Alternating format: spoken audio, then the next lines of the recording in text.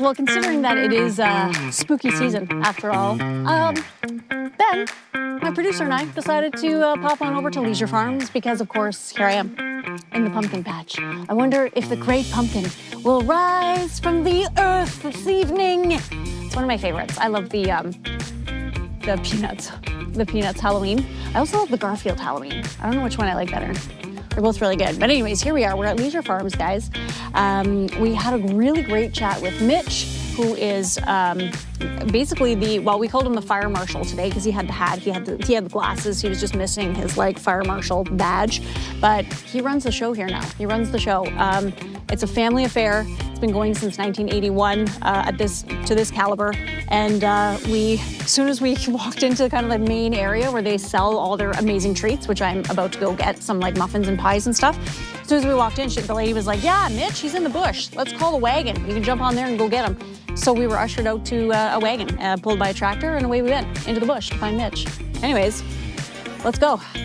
I'm Lisa Bueve, and this is To North Bay with Love.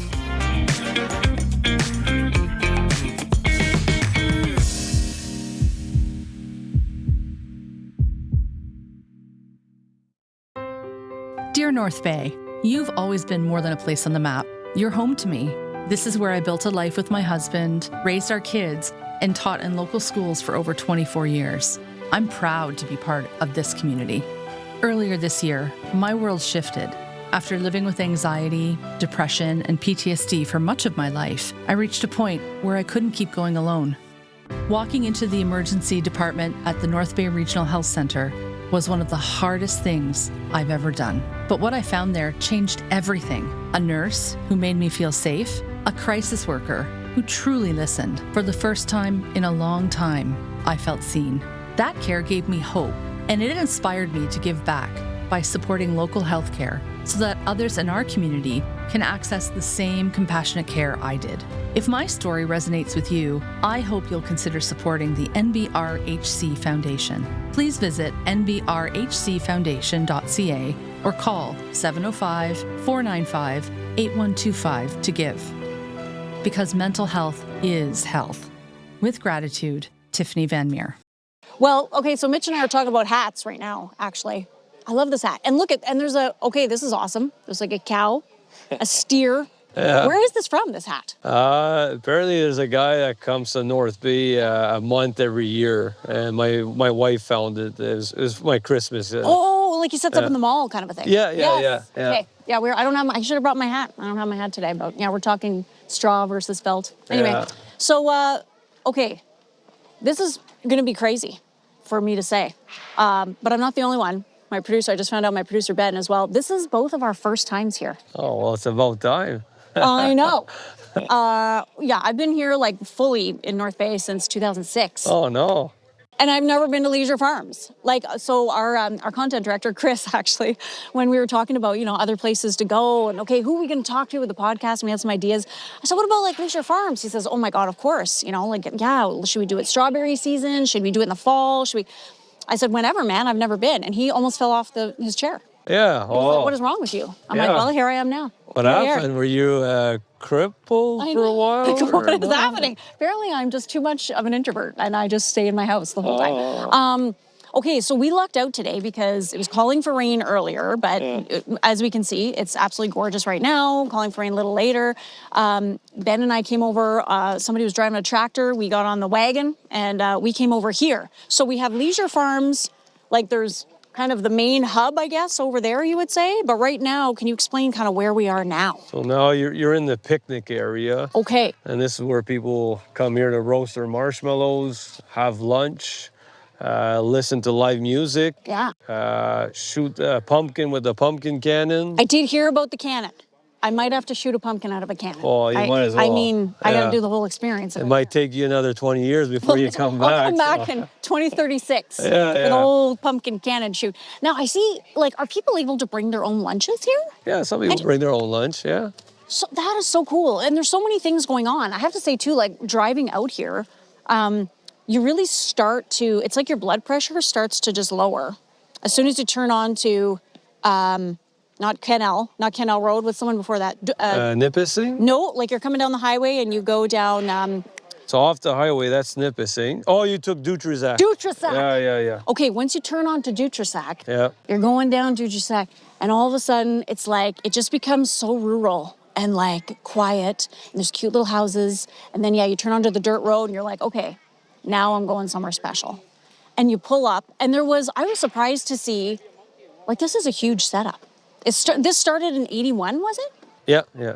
And now, your parents did they start? So my parents started this farm in 81. Okay. But prior to that, my grandparents had this farm. No way. So it wasn't agri-tourism back then. It was just a regular farm where they would sell sweet corn, and Okay. they had a little bit of everything on it. And so then my parents took it over and then started pick your own strawberries. Okay. And from there on, it got expanded, and Yeah. I added more vegetables to it, a little bit of grain, and Wow. Like, Yeah. how did that idea come about though? Like, why would your parents say, come pick your own strawberries? Like, what was the kind of impetus to like have the community kind of more involved in what was your Yeah. private personal farm, like your house? I think it was a little bit of a coincidence at the beginning. Oh. They planted strawberries, and they had too much to pick themselves and resell, Okay. because they just wanted to farm. Yeah. But then it was too much, so they opened it up to people that come and pick their own, because they couldn't keep up with themselves picking. And yeah, from there on, it just got expanded. And at one point, it was the largest pick your own strawberry farm in the province. And No way. yeah, Oh, that is so cool. I did not know that. so yeah. Have you guys been featured on anything like you've been on CBC and stuff like that? Like, Yeah, yeah. certainly, yeah. Yeah, every year Yeah. we luck out with publicity, Yeah. and usually once a year at least on the Weather Network. Yeah. And yeah. You must have. So, okay, when did you kind of take over as like, we're giving you the title of fire marshal? That's what we're gonna do. 'Cause you got the hat, you got the yeah. glasses. I mean, all you need is a badge. You just need your like star. But you've been out here. Like, how long has this been? Is this a full-time gig for you? Oh yeah. That's Okay. all. That's all I do is run the farm. I don't Yeah. do anything else. So When did you take over? Like, when did that happen? but I think it was a slow progress. Throughout the high school, I was getting more and more, liberty to do stuff Yeah. on my own. Yeah. But it really happened once I came back from the University of Guelph. Okay. I went to study agriculture, and when Okay. I came back, that's really when I started pushing harder to expand. And Yeah. so I'd say about maybe already 20 years already, maybe. Yeah. And you went like, what do you love about this? Like, why do you keep doing this? I like being with the public, to be honest. That's my part that I like a lot. But I'm always been a big fanatic of farming, and so I get to do both here. I like to socialize, which I do every day. Yeah. And then I also farm at the same time. So I think that's what makes it good. So you still have your own personal, like, what do you farm on your farm? Well, I run This the whole thing. The So whole you- thing, okay. yeah. So we do. So what do you guys farm? Yeah. Like, we do a lot of vegetables. okay. So anything from carrots, onions, beets, kale, like Wow. Brussels sprouts. So we do quite a bit of vegetables, and then I do also grow grain. So I do oats for Quaker. Okay. For oatmeal. What? For Quaker. Yeah, and what else do we do as? That's pretty much it. But Yeah. yes, we do a bit of everything as Yeah. far as vegetables. Yeah. It's kind of, I don't know. I guess being in northern Ontario, you think that there's not a lot you can grow. Yeah, no, there's a lot of stuff that actually grow better here than elsewhere. Like, Really? I used to get a contract for potatoes, for red potatoes, because red potatoes grow better where in a cooler climate. Okay. They also get a better, darker red than they would Like a in rich- southern yeah. Ontario. So, Okay. so I grew potatoes for Grand Bend Produce, which was one of the biggest potato farmer in the province before. Wow. So I did a little bit for that. I don't anymore, but I did that. And strawberries is another good example. It's actually a cool season crop. Okay. So which is why like Florida don't grow strawberries in the summer, because Yeah. it's too hot, Yeah, it's too right? hot, So yeah. the strawberries prefer cooler climate. So it does very well here. Okay. and we actually fall in the window where we're almost 4 weeks later than Toronto, so we fall in that gap. When Toronto runs out, we have strawberries here. And do people come up? Oh yeah, Yeah, people come up. So this is like a major destination now. Like people, like you're on the map. Oh my God, just looking at this little guy.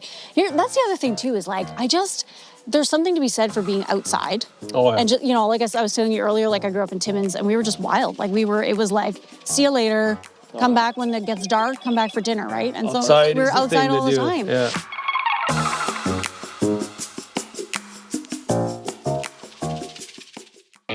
It's almost that time of year. Early mornings at the rink, fresh notebooks and backpacks, and a community gearing up for another great season of varsity sports.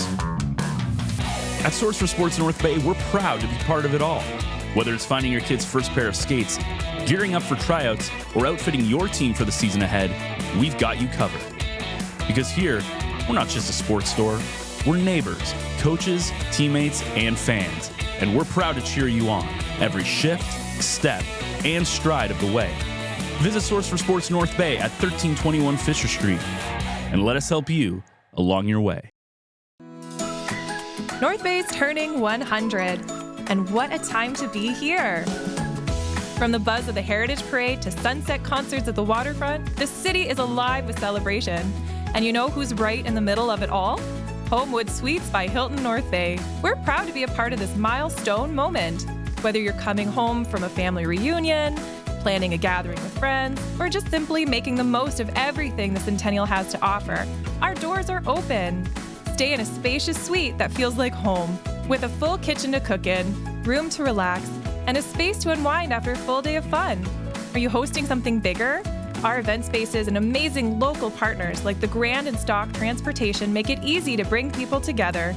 Best of all, they're just steps from the action. The fireworks, the food trucks, the music, the laughter, it's all right here. Celebrate 100 years of North Bay with us. Use code Centennial to save on your stay anytime this year. Be at home with Homewood Suites by Hilton North Bay. Join the party today at 495 Oak Street West or give us a call at 705-495-3000. So it's a nice opportunity for kids to be able to come for sure with their families and just check out and just get to know agriculture too. Because I don't think we know, you go to the grocery store and everything is so perfect and placed, in this nice little, but it's like, where does it come from? And who are the people who are growing There is a disconnection. There totally is, yeah. And that's something that I'm actually passionate about, is to talk agriculture with people. Okay.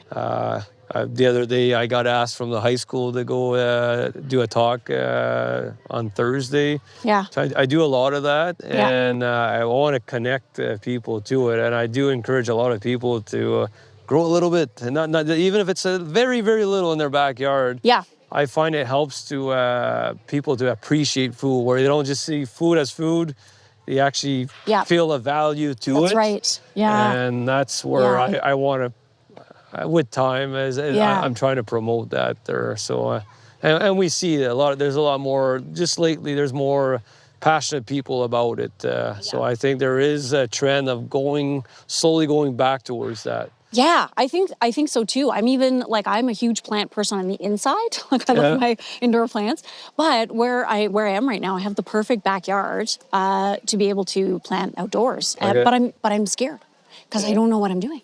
So what would your advice be for somebody who's, you're the first time planter? Do the easy stuff. Yeah. What's the easy stuff though? I don't even know what the easy stuff is. Outside, as long as you're okay removing all weeds that grow all the time.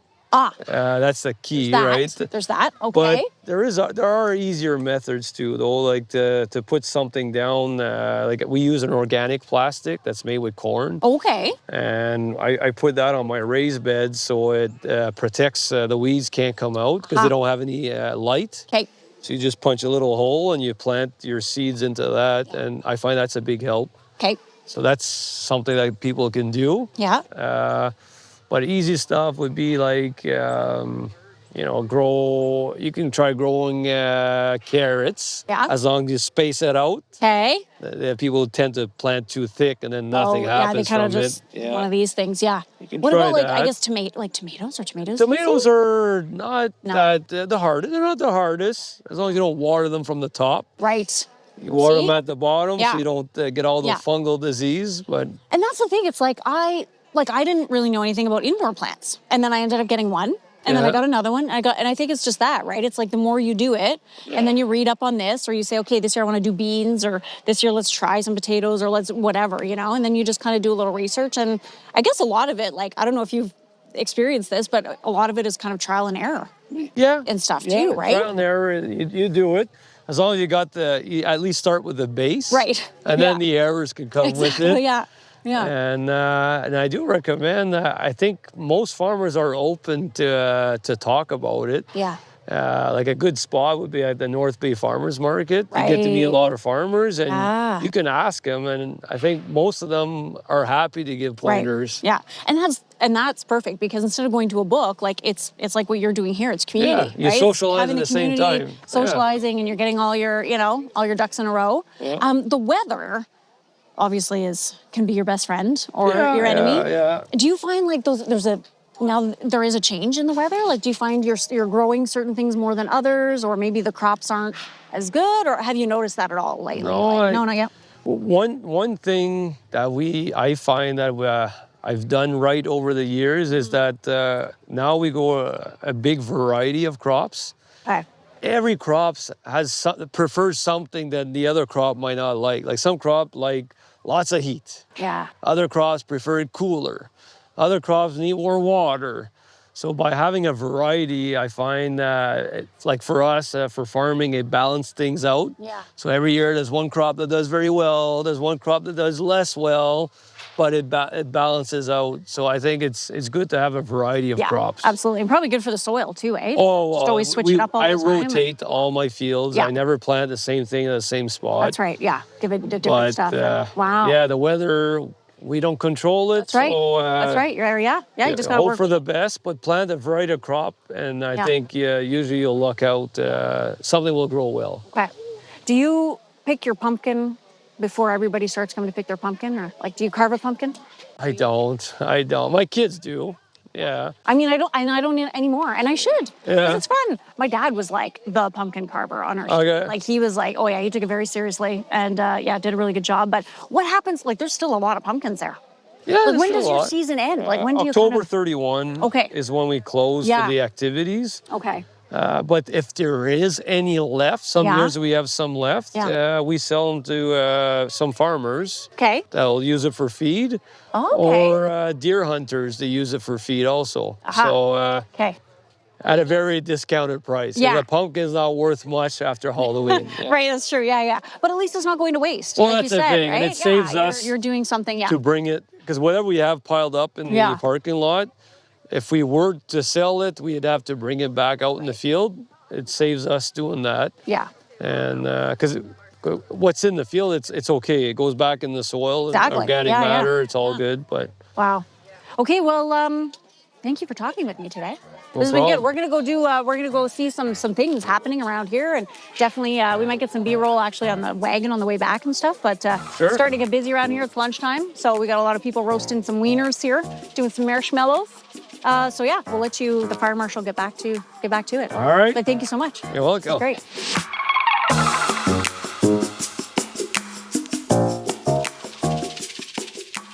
Okay, we're here with Mitch again, and we're kind of doing the tour with Mitch, and we ran into somebody who's, I mean, you could say an employee, but part of the family, really. Can you introduce? Yeah. Yep.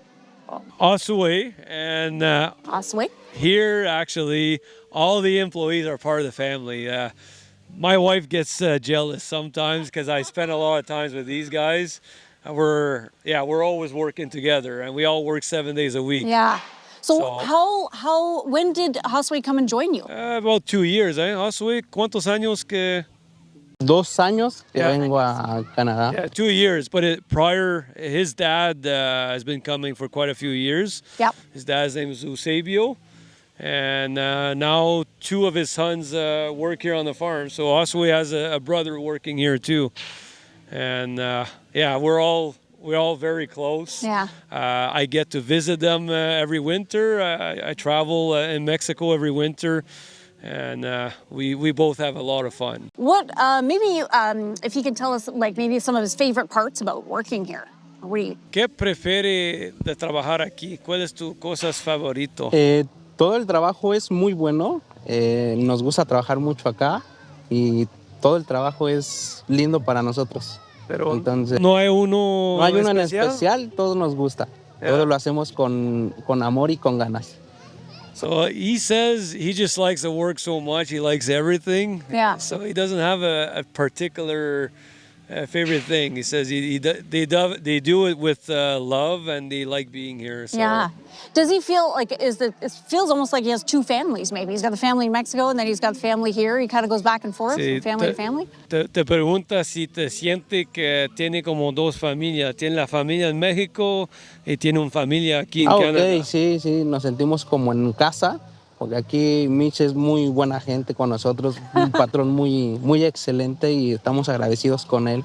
Nos apoya en todo y nos entiende. Okay. Entonces estamos felices con él. Oh. Gracias. So he's saying, yes, here he's got his family here in Canada because he feels like working with myself and other partners here, and he feels that they're very comfortable. They have their own house here on the farm, and it's their second house. Yeah, that's awesome. Wow, and we hear some good news for him. Does he want to share a little bit about his marriage? Like, you know, when he's getting married? ¿Cuándo te va a casar? Ok, el próximo año en enero. Oh, in enero. So he's getting married next year in January. In January. Oh, like, but in Mexico. Yeah. Okay. ¿La fecha, sabe? Estamos entre el 23 y 18. Oh, bueno. It's going to be between the 18th or the 23rd of January. Nice. I hope it's towards the end of January. It'll make it easier for me to go. go. You could go, yeah. Yeah. And then will they come? Do you think he and his wife will come back and work here? Oh, yeah. Oh, yeah, for sure. He's coming back, guaranteed. Yeah. ¿Te va a regresar después? Ok. Yeah. Sí. ¿No te va a quedar con la esposa allá? No, venir a trabajar. Oh, good. Venir a That's awesome. trabajar So the todavía. family just keeps growing. Yeah. That's great. That's awesome. Well, thank you so much. Muchas gracias. Yeah, muchas gracias. De nada, muchas gracias a gracias. ustedes.